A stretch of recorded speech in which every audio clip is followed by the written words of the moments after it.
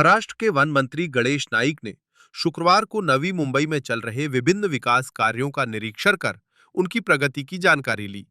उन्होंने ऐरोली में निर्माणाधीन नाट्यगृह का दौरा कर अधिकारियों से निर्माण कार्य और प्रस्तावित योजना की जानकारी ली। इसके बाद उन्होंने ऐरोली में निर्माणाधीन छत्रपति शिवाजी महाराज की प्रतिमा का निरीक्षण किया। नाइक ने बताया कि ऐरोली काटई पुल और सुरंग का काम भी अगले 2-3 महीनों में पूरा होने की उम्मीद है, जबकि छत्रपति शिवाजी महाराज की प्रतिमा का निर्माण भी आगामी कुछ महीनों में पूरा हो जाएगा। इसके बाद उन्होंने तुर्भे खारघर सुरंग के निर्माण कार्य का निरीक्षण किया, जिसे अब जूई नगर खारघर सुरंग के नाम से जाना जा रहा है। इस दौरान उन्होंने कहा कि विकास कार्यों को पूरा करते समय श्रमिकों और कर्मचारियों की सुरक्षा सर्वोच्च प्राथमिकता होनी चाहिए। उन्होंने कहा कि दोनों परियोजनाएं बिना किसी व्यक्ति की जान जोखिम में डाले पूरी हों, यही उनकी इच्छा है। जनता को सुविधा देने के लिए किसी की जान खतरे में डालना उचित नहीं है। निश्चितपणे नवी मुंबई शहराला ललांबूट ठरतील अशा गोष्टी ज्या घडतात ते बघण्याकरता माननीय महापौर, माननीय उपमहापौर, माननीय आयुक्त महोदय, सिटी इंजिनियर यांच्या समवेत मी त्या ठिकाणी दौरा केला। पहिल्या टप्प्यामध्ये जे आपल्याला ऐरोलीमध्ये जे नाट्यगृह आपण बांधतोय,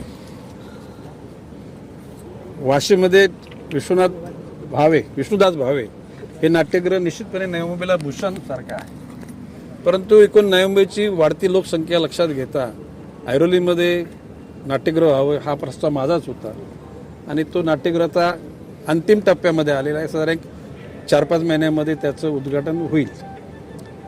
त्याच्यानंतर छत्रपती शिवाजी महाराजांचा पुतळा त्या ठिकाणी उत्कृष्ट आणि त्याचबरोबर छत्रपती शिवाजी महाराजांच्या जीवनामध्ये जी शस्त्र वापरली, जी आयुध वापरली, त्याचा त्या ठिकाणी प्रदर्शन लोकांसाठी ठेवलेलं आहे। तिसऱ्या टप्प्यामध्ये ऐरोली ते काटई जो टनेल आहे त्या टनेलची माहिती घेतली आणि अति उत्कृष्टपणे त्या ठिकाणी काम चाललेलं आहे। आणि आता अंतिम टप्प्यामध्ये मी पूर्वी साधारण 6-7 वर्षापूर्वी सानपाडे खारघर टनेल असं मी नाव दिलं होतं, परंतु ते सानपाडे नाही, ते आता आहे आपल्या जुई नगर ते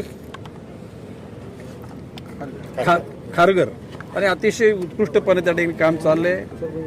मी राज्याचा मंत्री म्हणून मी त्या कॉन्ट्रॅक्टरच्या आणि सिडकोच्या माध्यमातून एक काम होतंय। थोडं काम उशीर झालं तरी चालेल, परंतु कुठल्याही माणसाला इजा होता कामा नये, एखाद्याचा जीव जाता कामा नये, अशा सर्व गोष्टीची काळजी घेऊन त्या ठिकाणी काम करा। आणि आता आजवर त्यांनी जे काम केले त्याच्यामध्ये कुठल्याही प्रकारची कोणाला जखम सुद्धा झालेली नाही अशी माहिती मला मिळाली आणि हे निश्चितपणे योग्य आहे। आज माननीय महापौर सुजाता पाटील, माननीय उपमहापौर दशरथजी भगत, माननीय आयुक्त कैलासजी शिंदे या सर्व लोकांनी आता प्रश्न असे की या आपण येऊन बघितल्यानंतर त्या अधिकारी वर्गाला, कर्मचारी वर्गाला सुद्धा एक आनंद, बाबा कोणतरी आम्ही करतोय, बघायला कोणतरी आलंय आणि काळजी घ्या सांगायला सुद्धा कोणतरी वडिलकीच्या भावनेतून आलेला आहे।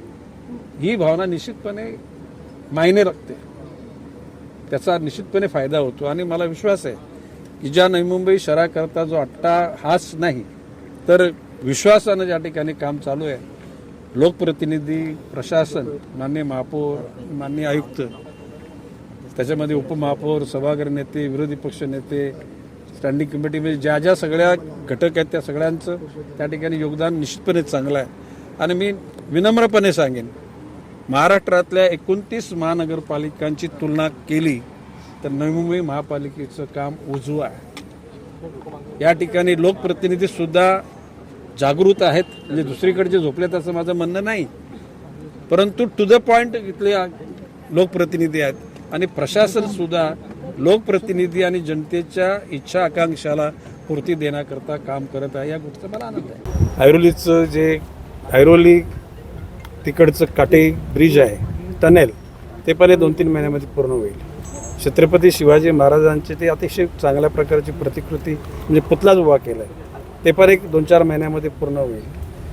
आता ह्या इकडचं मी पूर्वी तुर्भे खारघर टनेल म्हणायचो, आता हा जुई नगर खारघर टनेल आहे याची सुरुवात झालेली आहे. परंतु ह्या दोन्ही कामांवर पाहणी करताना एक लक्षात आलं की एकाही माणसाच्या अंगातून एक थेंब रक्त गेलेलं नाही आणि ते रक्त विना हे दोन्ही प्रकल्प पूर्ण व्हावे अशा प्रकारची सदिच्छा मी व्यक्त केलेली आहे.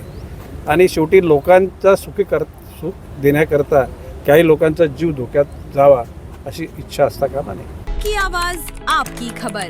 जुड़े रहिए आवाज टुडे के साथ और सब्सक्राइब करना ना भूलें.